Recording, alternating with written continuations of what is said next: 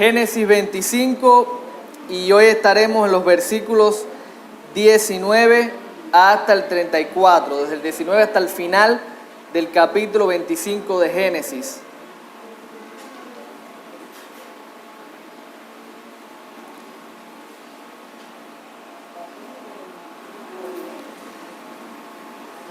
Génesis 25 del 19 al 34. Dice así la palabra del Señor. Estos son los descendientes de Isaac, hijo de Abraham. Abraham engendró a Isaac, y era Isaac de 40 años cuando tomó por mujer a Rebeca, hija de Betuel, arameo de Padán Aram, hermana de Labán, arameo.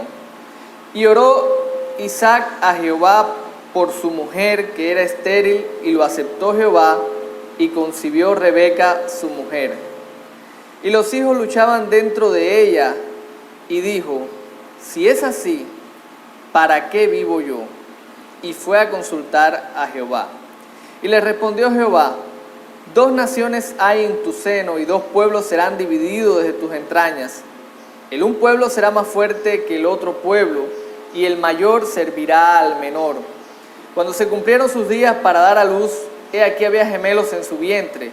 Y salió el primero rubio y era todo velludo, como una pelliza, y llamaron su nombre Esaú. Después salió su hermano, trabada su mano al calcañar de Esaú, y fue llamado su nombre Jacob. Y era Isaac de edad de 70 años cuando ella los dio a luz. Y crecieron los niños, y Esaú fue diestro en la casa, hombre del campo. Pero Jacob era varón quieto que habitaba en tiendas. Y amó Isaac a Esaú porque comía de su casa, mas Rebeca amaba a Jacob. Y guisó Jacob un potaje, y volviendo Esaú del campo cansado, dijo a Jacob: te ruego que me des a comer de ese guiso rojo, pues estoy muy cansado. Por tanto fue llamado su nombre Edom. Y Jacob respondió: véndeme en este día tu primogenitura. Entonces dijo Esaú: he aquí yo me voy a morir, ¿para qué pues me servirá la primogenitura? Y dijo Jacob: júramelo en este día. Y él le juró, y vendió a Jacob su primogenitura. Entonces Jacob dio a Esaú pan y del guisado de las lentejas, y él comió y bebió, y se levantó y se fue. Así menospreció Esaú la primogenitura. Padre, gracias por tu palabra, Señor, que es poderosa, es viva, es eficaz. Rogamos que por ella nos hables en esta mañana. En el nombre de Jesús. Amén. Hermanos, hay una expresión que en más de una ocasión he escuchado, he leído, y es la siguiente. Y usted seguro va a estar de acuerdo conmigo, hemos escuchado esto muchas veces, si no es que alguno de nosotros en algún momento lo ha expresado así. Escuchen bien: he perdido mi confianza en el género humano. ¿Cuántas personas usted nos ha topado por ahí que ante un suceso, un acontecimiento, dice: he perdido mi confianza en el ser humano, he perdido mi fe en el hombre? Eso revela dos cosas. Primero, que al parecer, y no lo sabíamos, hay gente de otro planeta aquí, que están entre nosotros, que están mirando los seres humanos y de pronto se asombran y dicen: me decepcioné del ser humano, como si ellos no fueran seres humanos también. Así que nos hemos enterado que hay personas de otra estratosfera metidas en el mundo evaluando los seres humanos. Eso no lo sabíamos. Y lo segundo, y esto sí es en serio, es que cuando nosotros descansamos, cuando nuestra confianza, nuestra esperanza está enfocada en el hombre, nosotros siempre vamos a ser decepcionados. Es una realidad. Aquellos que piensan y que creen en el mejoramiento humano, en el gran poder del hombre, en ese hombre que tiene todo el potencial en sí mismo, al final la realidad es que terminamos decepcionados por las cosas que nosotros sabemos. Y hoy en la mañana estábamos estudiando acá en la doctrina del hombre cuál es la condición del hombre. Así que es inevitable que una persona o grupos de personas que ponen su esperanza y confianza en el hombre terminen de esta manera. Así que si yo le pregunto a usted cuál es la respuesta, usted me va a decir: pues tenemos que confiar en Dios, ¿sí o no? poner nuestra esperanza y nuestros ojos en Dios. Pero nosotros nos preguntamos, porque Dios obra en este mundo y obra a través de personas. Y la gran pregunta es, ¿cómo Dios obra y lleva a cabo sus planes siendo que el hombre es de esta manera? ¿Cómo Dios lleva a cabo sus propósitos en el mundo siendo que usa a personas imperfectas como nosotros? Y el pasaje de hoy nos enseña y nos da una lección muy, muy importante respecto a la manera en que Dios obra a través de personas imperfectas. Y es la siguiente: Dios cumple su propósito soberanamente. Escuche eso. Dios cumple su propósito de manera soberana a través de las limitaciones humanas para su gloria. Noten todo lo que estoy diciendo. Estoy diciendo primero que Dios cumple sus propósitos de manera soberana. Dios va a llevar a cabo su plan. Dios va a llevar a cabo sus propósitos y lo va a hacer de manera soberana, pero lo hace a través de las limitaciones humanas. Y noten la diferencia, no solo a pesar de las limitaciones humanas, suena igual pero no es lo mismo. ¿Es correcto que Dios obra a pesar de las limitaciones humanas? Claro que es correcto, pero yo quiero enfatizar en esta mañana que no es que Dios mira las limitaciones y dice, en su soberanía obra, aun cuando el hombre sea como es, sino que Él usa, escuchen bien, usa esas mismas limitaciones para llevar a cabo esos planes y esos propósitos para traer gloria a su nombre. Y es lo que espero demostrarles a la luz de este pasaje. Así que la pregunta es, ¿cómo entonces el pasaje de hoy nos muestra esa realidad? ¿Cómo nos muestra ese Dios que obra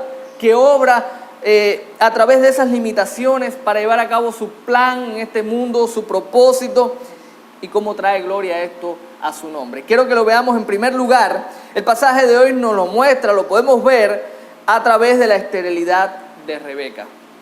Los versículos 19 al 21 nos traen o nos presentan con una situación.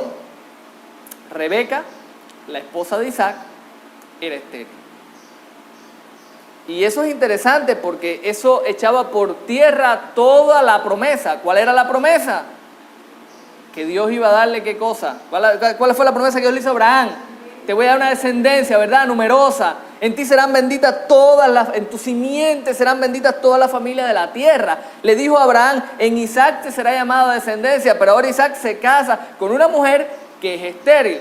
Pero eso no es lo más interesante de todo. Lo más interesante es que esta mujer es la mujer que, por lo que nosotros entendemos por la historia pasada, Dios preparó para eso. Recuerden que el esclavo de Abraham fue a buscar a esta mujer, oró a Dios, pidió la guía de Dios para encontrar a esta mujer. Así que esta mujer, que ahora es la esposa del hijo por el cual se va a cumplir la promesa, es estéril. Mire usted qué interesante. Porque estamos diciendo que Dios obra a través de las limitaciones y eso es una limitación. Y estamos viendo que Dios escogió a esa mujer con esa limitación. Y usted se pregunta, ¿y entonces cómo Dios va a cumplir su promesa? ¿Cómo encaja todo esto? Humanamente esto era un gran problema. Y hermanos, la vida del ser humano está rodeada de este tipo de problemas constantemente. Vivir en un cuerpo como el nuestro, afectado por el pecado, donde no solamente somos afectados desde el punto de vista moral, sino también físico. Este es un cuerpo que se daña, un cuerpo que se enferma. Constantemente vamos a toparnos con impedimentos que van a traer decepción a nuestra vida. La vida y la historia está llena de ejemplos tremendos, deportistas que llegan a la cúspide y de pronto un pequeño fallo, un pequeño accidente echó toda una carrera por tierra. Ahora tenemos esta mujer humana, afectada por el pecado, que es estéril, que no puede concebir, y nos sorprende nosotros mirando la historia y conociendo todo lo que está pasando, que es la mujer que Dios ha escogido para llevar a cabo esta obra. Pero eso lo hacemos nosotros porque lo vemos desde el punto de vista humano. Cuando lo vemos desde el punto de vista de Dios, vemos a un Dios que obra a través de esas limitaciones. Yo te pregunto, ¿acaso Dios no le pudo dar una esposa que fuese fértil a Isaac? ¿Acaso Dios no lo pudo hacer? A Isaac. ¿Pudo hacerlo o no lo pudo hacer? Entonces Dios no le da ese tipo de mujer. Pero vemos que la respuesta de Isaac ante este problema es muy diferente a la que quizás en algún momento tuvo Abraham su padre. Él ora a Dios y así comienza la historia. Dice en el versículo 21, oró Isaac a Jehová por su mujer que era estéril. Su respuesta a Dios entonces es buscar a Dios. Recuerden que Abraham, cuando se topó ante una dificultad de este tipo, ¿qué fue lo que hizo? Él y su esposa, guiado por su esposa, buscaron una esclava para que él tuviera a su hijo. Esa no fue la actitud en este caso. Vemos a un hijo que ha madurado, que está confiando, que conoce la promesa, lo que Dios le ha demandado. Entonces ora a Dios por su esposa y Dios lo acepta. Y Dios escucha la oración. ¿Por qué? Porque oró con mucha fe. Porque lo visualizó. Porque era tan íntegro que Dios escuchó su oración. No. Porque oró conforme a la voluntad que Dios tenía para él. Dios responde a la oración de Isaac porque él está orando para que Dios obre en medio de lo que está pasando para llevar a cabo el plan y el propósito que Dios mismo había establecido. Es lo que la Escritura nos enseña referente a orar conforme a la voluntad de Dios. ¿Usted cree que esta era la única mujer estéril que había en aquel tiempo? ¿Y usted cree que todas las mujeres estériles o todos los esposos que eran por sus mujeres, Dios les respondió y la sanó? ¿Por qué está sanando a esta? Porque esto está conforme al plan y al propósito que Él tiene. Y esto al final va a redundar ¿para qué cosa? Para la gloria de Dios. Dios obra en las limitaciones humanas para llevar a cabo su propósito, para traer gloria a su nombre. Al final, cuando todo esto se cumpliera y Dios llevara a cabo su plan, nadie iba a poder jactarse de nada. Isaac no iba a poder decir, yo escogí una mujer adecuada, con todas las condiciones, como las tribus que hay, esas tribus por ahí que buscan mujeres, la mujer fértil para que sea la madre de una gran descendencia. No, al final solamente podían decir, Dios traería gloria al nombre de Dios. Y esa es la manera en que nosotros también tenemos que aprender a ver la oración. Nosotros hemos escuchado muchas veces en los círculos evangélicos esta expresión, la oración tiene poder. Hermano, la oración no tiene poder, Dios tiene poder. La oración es el medio por el cual nosotros nos acercamos a Dios que tiene poder. Si la oración en sí misma fuera poderosa, cualquier persona en este mundo tiene acceso al poder de la oración. Es como decir, la cuchara me alimenta. ¿La cuchara lo puede alimentar usted? La cuchara es un medio por el cual usted accede o se lleva el alimento a la boca. El alimento, la comida, eso es lo que usted lo nutre. La oración, hermano, es el medio por el cual nos acercamos a Dios, el poderoso, aquel que sí tiene poder. La oración es un privilegio de nosotros no solamente tener comunión con nuestro Dios, sino ser parte de su propósito y de su plan, como nosotros estamos viendo en la vida de este hombre. Hermanos, Dios está comprometido con su palabra y la enseñanza de todo esto es que siempre que nosotros acudamos a Dios, buscando su gloria, buscando que Él responda a aquellas limitaciones que tenemos en el cumplimiento de lo que Él nos ha demandado, en el cumplimiento de su propósito, de su voluntad, Dios lo va a responder. ¿Usted cree que si usted como padre o como madre le pide a Dios que le asista en su incapacidad para ser un buen padre o una buena madre, Dios no lo va a ayudar? Dios sí lo va a ayudar. ¿Por qué? Porque es su voluntad que usted sea un buen padre, que usted instruya a su hijo, que usted sea una madre conforme al corazón de Dios. ¿Usted cree que en su incapacidad a la hora de ser un esposo conforme a la palabra que vive el Evangelio, una esposa, y usted le pide a Dios sabiduría y gracia para hacerlo, Dios no le va a responder? Dios le va a responder. ¿Por qué? Porque Él quiere que usted sea esa clase de esposo y esa clase de esposa. Y cuando usted está orando, está participando del propósito que Dios tiene, de lo que Él ha demandado en su voluntad, y de esa manera usted está acudiendo a Dios para buscar la gracia para hacer lo que usted debe hacer. Y Dios va a orar. Y Dios va a responder porque Él está comprometido con su palabra y nos permite ser parte de ese propósito. Te pregunto además, ¿hay limitaciones en tu vida para hacer las cosas que Dios te ha llamado a hacer? en algún sentido te sientes limitado, Dios obra a través de las limitaciones. Para que cuando des gloria a Dios, cuando la gente vea lo que Dios ha hecho en tu vida, tú solamente puedas decir, ese fue Dios, yo no puedo. Hermanos, yo conozco gente que son gagos y cuando enseñan la palabra, no gaguean. Se lo digo, tenemos un hermano muy querido, el pastor Uciel, y si lo comparto, la ilustración es porque tengo la libertad, por la relación que tenemos de compartirlo, y yo me maravillo de él, porque él gaguea, pero cuando él enseña la palabra de Dios, él no gaguea. Y cuando yo le pregunté, él me dice, ¿eso es Dios? A él le place que cuando yo enseño su palabra, él me quita yo no tengo esta limitación cuando yo enseño su palabra. Tú puedes tener montones de limitaciones en tu vida y puedes usarla como pretexto para no hacer lo que Dios quiere. No, yo no puedo hacer esto porque yo no sé hablar, yo no puedo predicar, yo no puedo hablarle de Cristo a otros porque yo tengo este problema. O tú puedes hacer lo que hizo Jacob y tú puedes decirle al Señor, Señor, yo quiero hacer lo que tú me has llamado a hacer, pero tengo esta limitación. Y Dios te va a usar. Y Dios va a obrar en medio de tu limitación para que tú obres.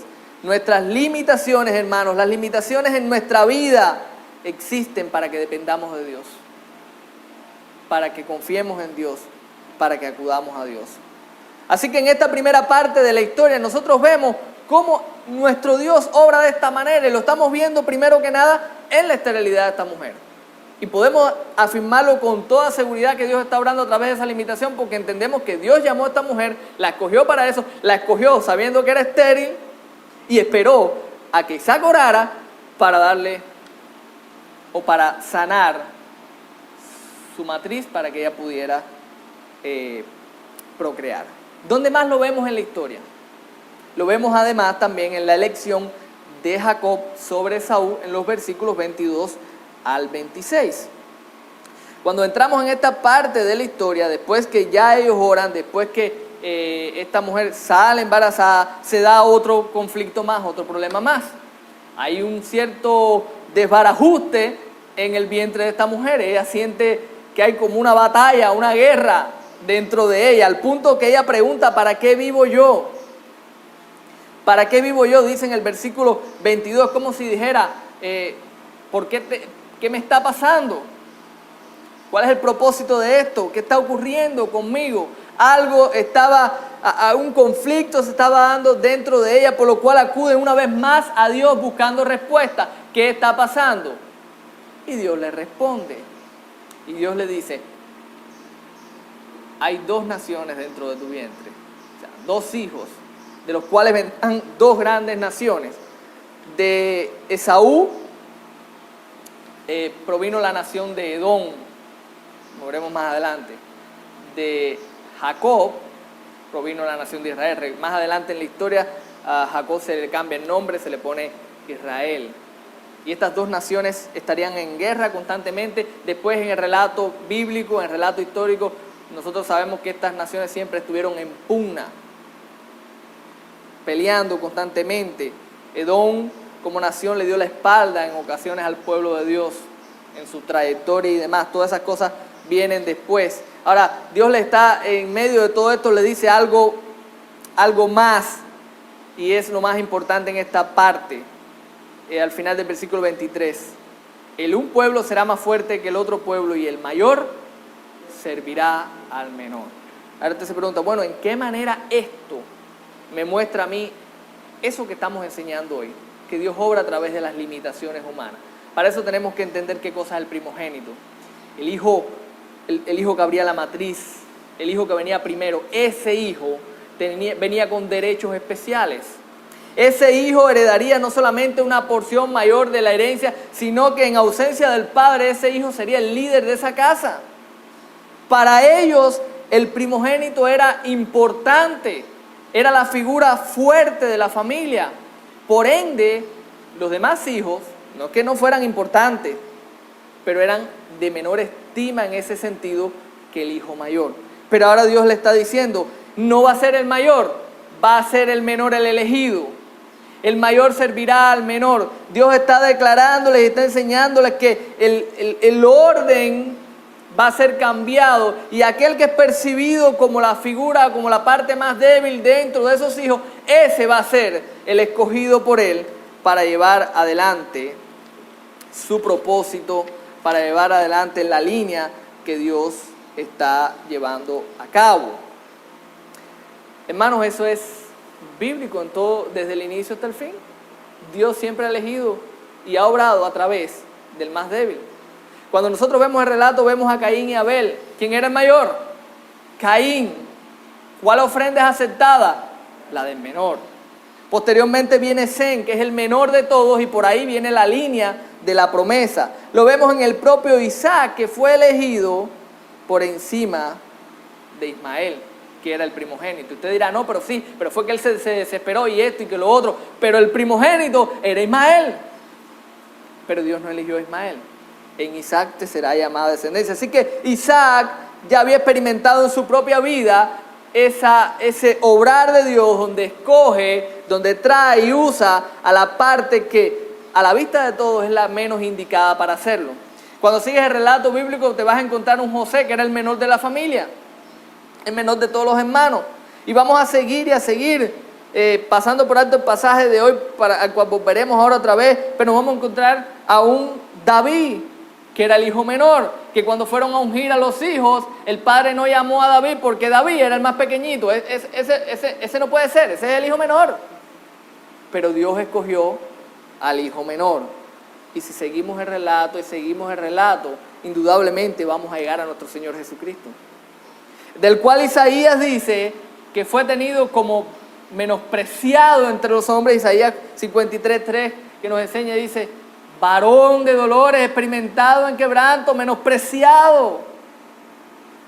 Ahora, Dios a través del menospreciado, Dios a través de que el mundo consideraba débil e incapaz de ser el Salvador, a través de Él, Dios nos ha salvado a nosotros.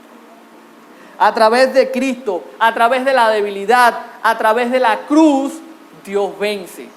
A través de lo que el mundo considera débil, a través de aquel que dice que se despojó de todo para hacerse semejante a los hombres. Hermanos, Dios vino a compartir nuestras debilidades para salvarnos.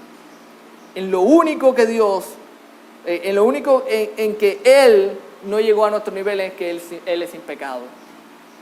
Pero en todo, dice la Escritura, se hizo semejante a nosotros, salvo en el hecho de que Él es sin pecado. Compartió nuestra debilidad para salvarnos. El hecho y la elección de Jacob sobre Esaú nos muestra que el pueblo de Dios siempre será un pueblo escogido por pura gracia. Pablo en Romanos 9:10-13, hablando de la elección, viene una vez más a este hecho y dice: cuando no habían hecho ni lo bueno ni lo malo, Dios escogió, estoy parafraseando, no lo dice claro así, estoy parafraseando, Dios escogió a Jacob sobre Esaú. Dice: a Jacob amé, mas a Esaú aborrecí. O sea, el aborrecer ese no es a este lo odio, a este lo amo, es que es a este estimo más que a este lo preferí, a este lo tomé. Y Pablo dice: antes de que hicieran lo bueno o lo malo, estaban en el vientre, no habían hecho nada, no había nada bueno en ellos para decir este es mejor que aquel.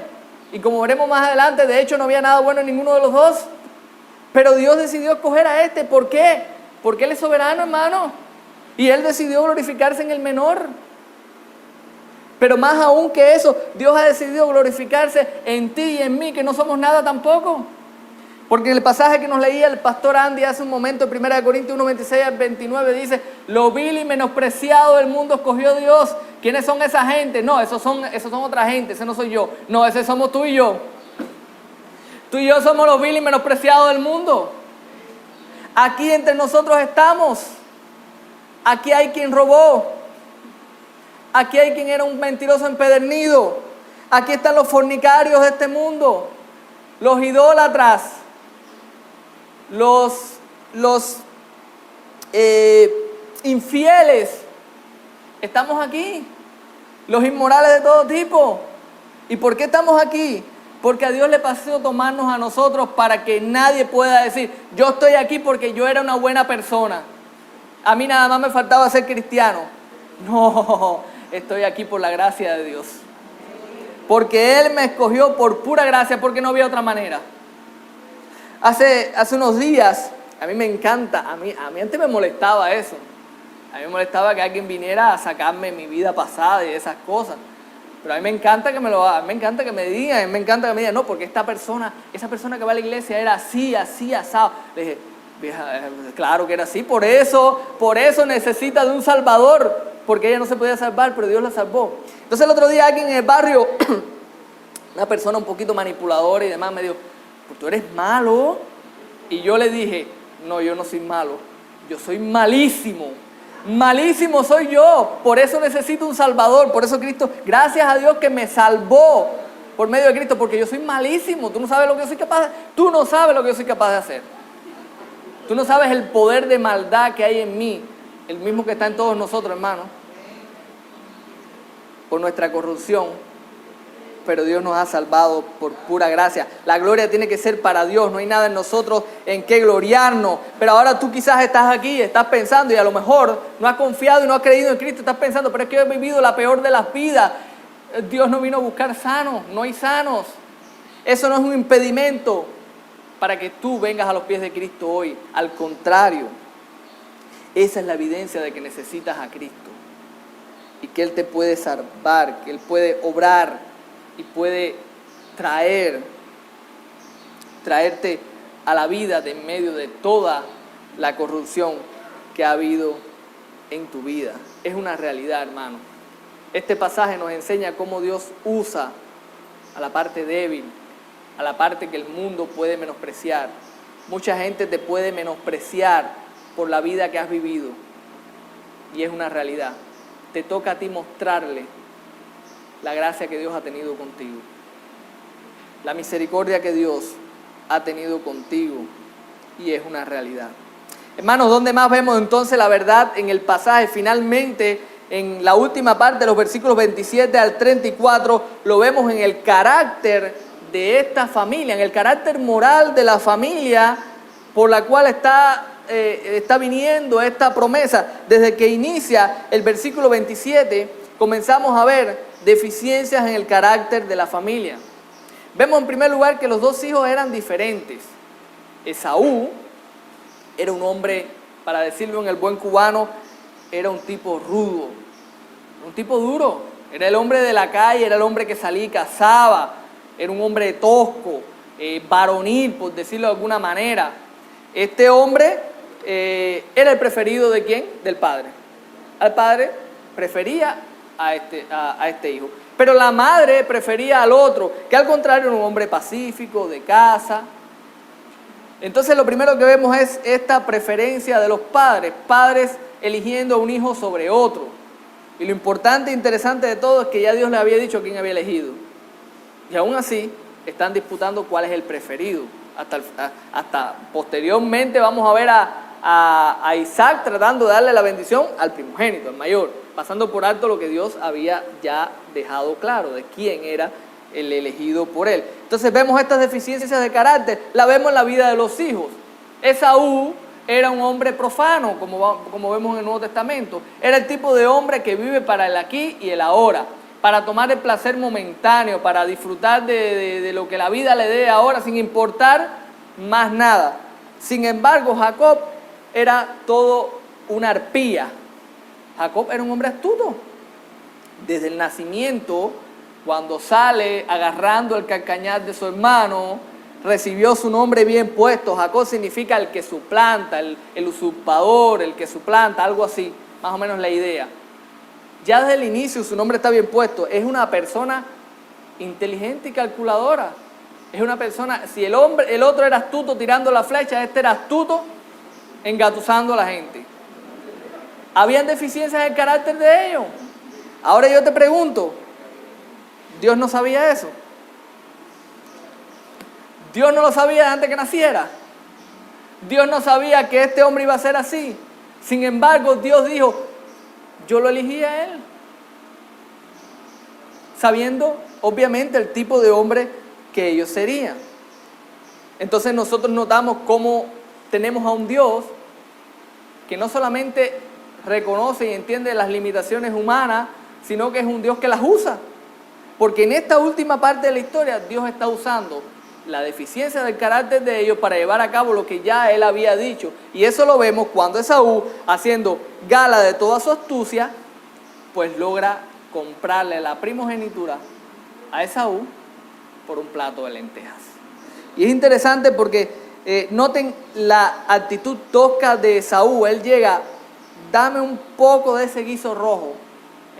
La frase es como despectiva, dame un poco de esa cosa roja ahí. Por eso le pusieron Edom. De ahí viene el nombre de Edom, de rojo.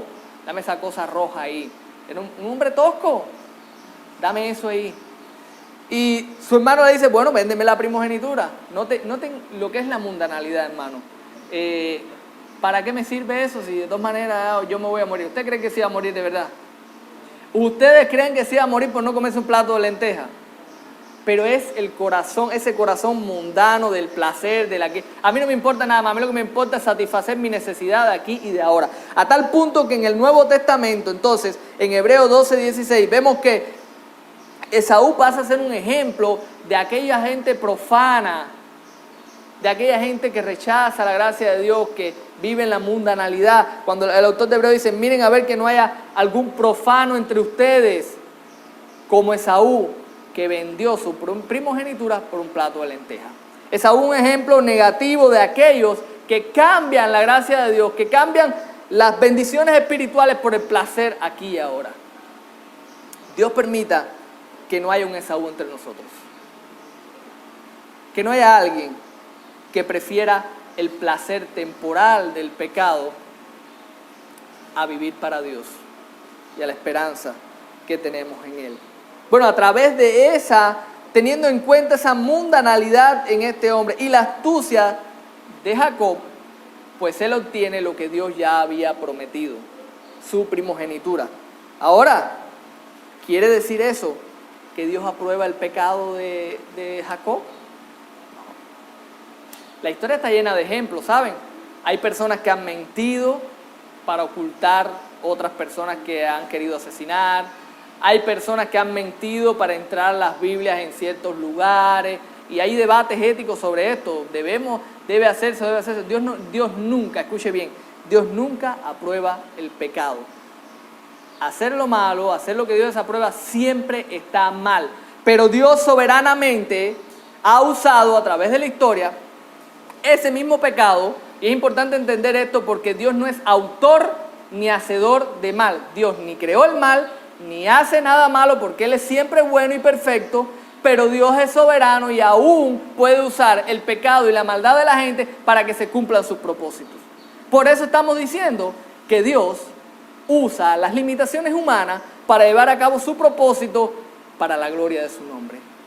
Lo vemos en la Biblia en montones de lugares y si no, y les muestro un ejemplo claro, lo vemos en Judas Iscariote. ¿Quién entregó a Jesús? Judas. ¿Por qué lo hizo? Porque él quiso. Fue condenado y juzgado por eso, pero la Biblia dice que fue destinado para eso. ¿Pero cómo es posible? Dios es soberano. Él no lo forzó, Él no lo obligó, sencillamente usó su propia maldad para llevar a cabo su propósito para la gloria de su nombre. Dios usó, hermano, y eso es importante y es también en esta mañana puede ser de aliento para nosotros, rodeado de tanta maldad, rodeado de tantas cosas negativas, entender que Dios no es indiferente a todo lo malo que ocurre a nuestro alrededor y que aún las acciones negativas y malas que puedan venir, Dios también. Nada, o sea, lo que quiero decir es que nada, absolutamente nada va a escapar o va a impedir o va a obstaculizar el propósito que Dios tiene, aún cuando eso implique usar las acciones malas de los demás.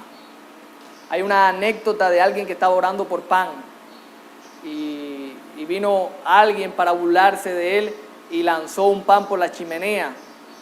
Y Señor, gracias porque me enviaste alimento. Dice que después vino a burlarse y dice, no, Señor, nada, yo te lo lancé para burlarme de ti. Dice, el Señor usa hasta el diablo. Gracias, Señor, por usar al diablo para traerme alimento. Es la realidad. Dios, aún lo malo y las cosas negativas que ocurren, Dios las va a usar, como dice Romanos, para su gloria. Hermanos, confiar en el poder humano es entregarnos a la decepción. Confiar en el poderío, confiar en la capacidad del hombre para hacer de este mundo un mundo mejor y todas esas cosas que nosotros escuchamos, eso es el mejor camino a vivir decepcionados toda la vida. La respuesta está en nuestra confianza en Dios. Pero una confianza que en esta mañana debe ser informada de la realidad de que Dios cumple su propósito soberanamente a través de las limitaciones humanas para su gloria. Le damos gracias a Dios, le damos toda la gloria a Él, porque Él lleva a cabo su propósito sin impedimento en este mundo y nosotros somos pruebas vivas de cómo Dios usa las limitaciones para llevar a cabo su propósito y le damos gloria a Él por eso. Vamos a orar. Dios bueno, gracias por tu palabra, Señor, y gracias porque tú eres un Dios que obra a través de las limitaciones humanas. Señor, lo entendemos porque somos seres pecadores. Reconocemos cuán débiles somos, Señor, y reconocemos tu gracia en nuestra vida. Señor, ayúdanos a tener presente esta verdad en nuestros corazones, de manera que nuestra confianza en ti, Señor, no sea movida, sacudida por acontecimientos en nuestra vida. Gracias, Dios mío. Gracias por salvarnos, porque no lo merecemos, Señor. Gracias por nuestro Salvador, que vino en debilidad para vencer al diablo y para darnos junto con Él la victoria. En el nombre de Jesús. Amén.